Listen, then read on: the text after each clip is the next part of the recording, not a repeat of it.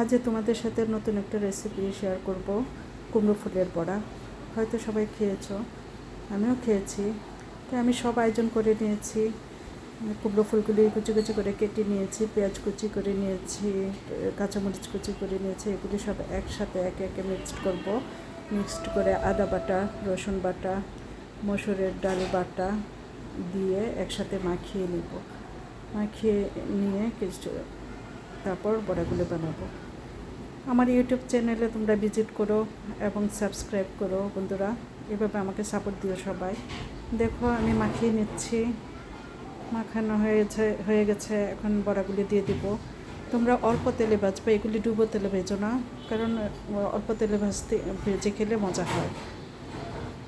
কেমন হয়েছে আমাদের কুমড়ো ফুলের বড়া তোমরা কমেন্টস করো, সুন্দর সুন্দর কমেন্টস করো, পাশে থেকো। ধন্যবাদ।